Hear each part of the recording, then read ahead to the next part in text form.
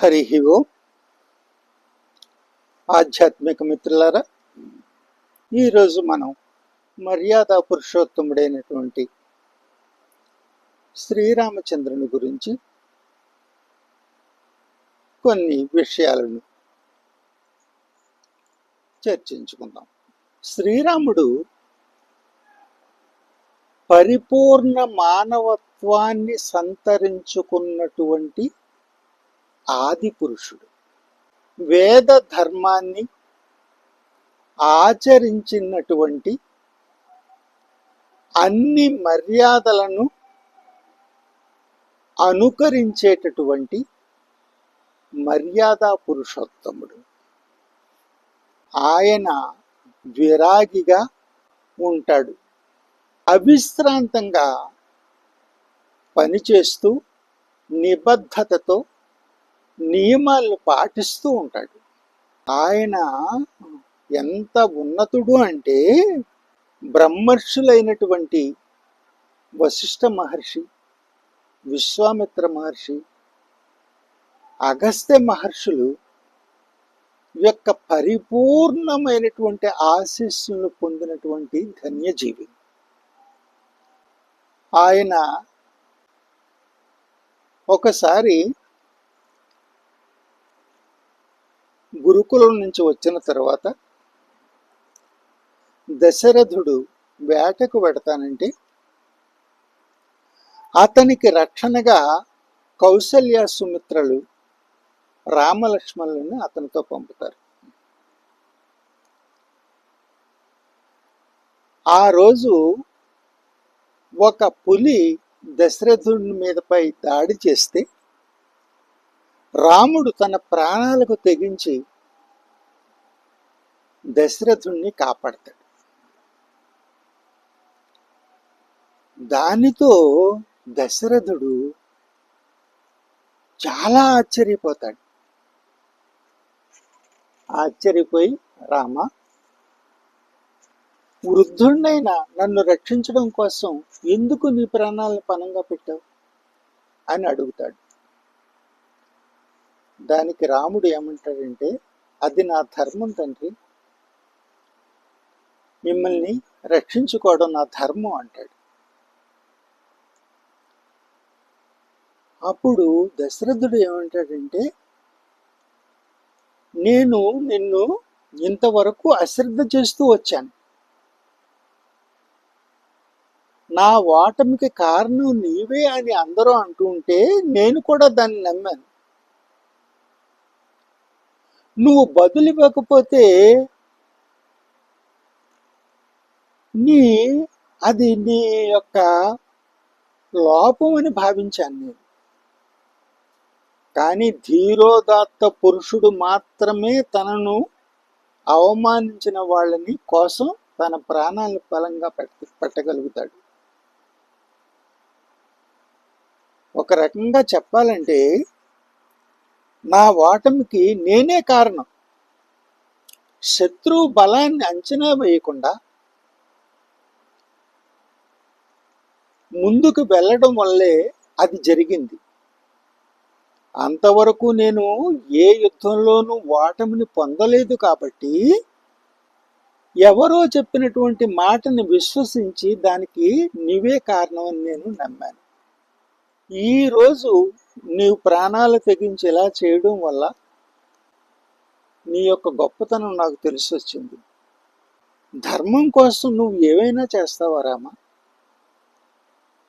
ధర్మం కోసం అవసరమైతే నన్ను కూడా ఎదిరిస్తావా? ఎక్కడి నుంచి నేర్చుకున్నావు ఇది? అసలు నిన్ను ఎవరు తయారు చేశారు ఈ రకంగా అని చెప్పేసి అంటే,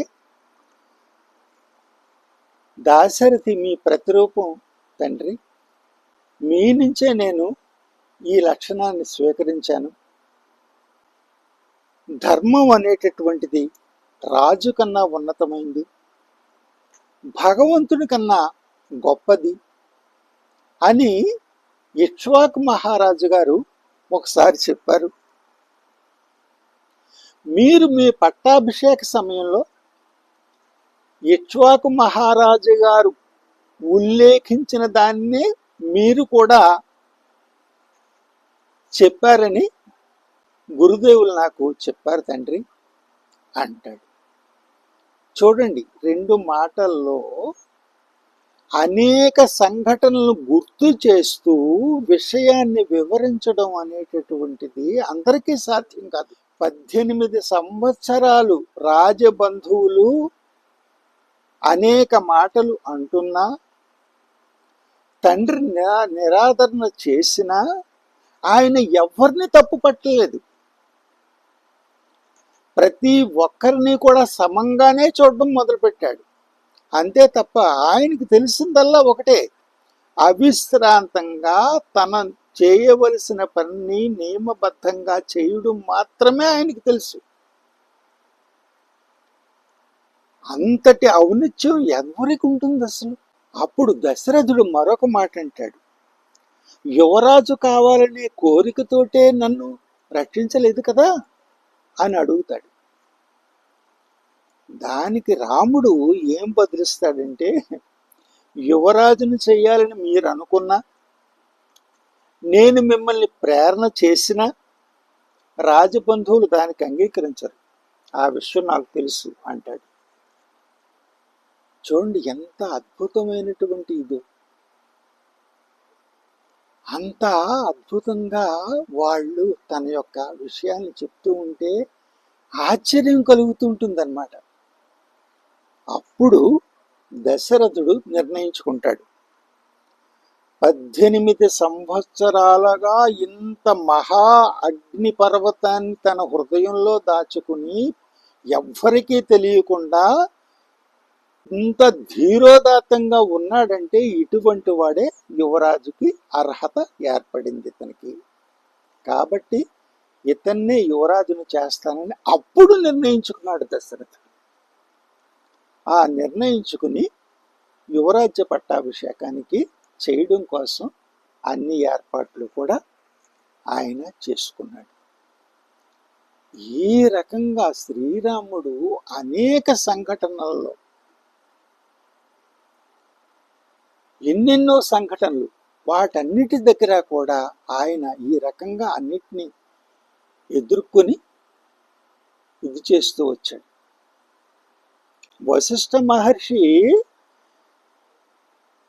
విష్ణువు అర్హత కావలసినటువంటి వేద విద్యను అందిస్తున్నాడని తెలిసి రాముణ్ణి పరీక్షించడానికే యాగరక్షణ సాకుతో ఆయన వచ్చారు.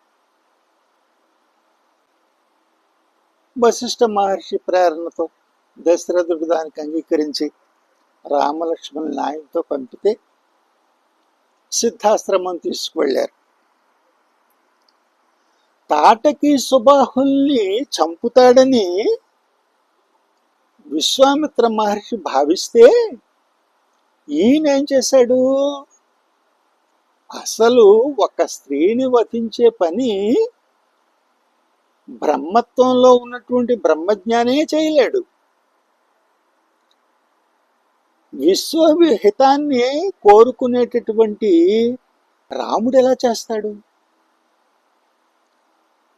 దానికి ఆయన ఏం చేశాడంటే, అంతేకాకుండా తాటకి సామాన్యురాలు కాదు, ఆమె సుకేతు అనేటటువంటి ఒక యక్షుడు సంతానం కోసం మహాదేవుణ్ణి గూర్చి తపస్సు చేస్తే అప్పుడు వరంగా పుట్టినటువంటి స్త్రీ ఆమె.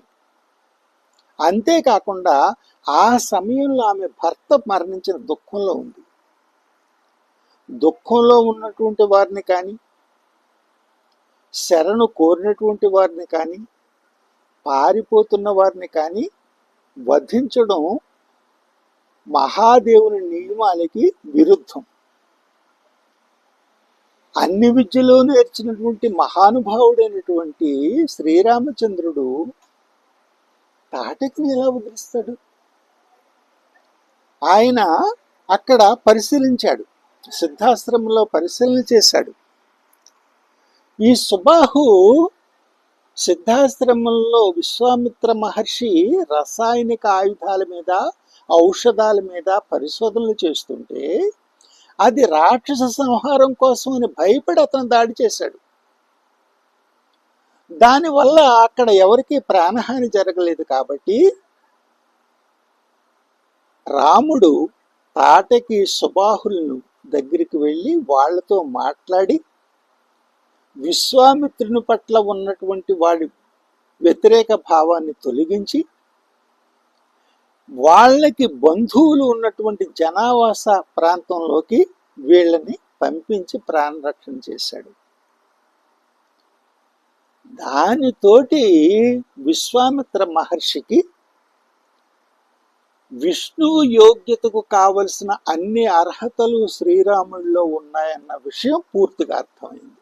అందుకోసం ఆయన ఏం చేశారంటే, అంతకు పూర్వమే విశ్వామిత్ర మహర్షి సీత శ్వేతకేతు యొక్క గురుకులంలో చదువుతూ ఉంటే ఆమె కూడా ఈ విష్ణు అర్హతకు సంబంధించినటువంటి వేద విద్యను అందించాడు.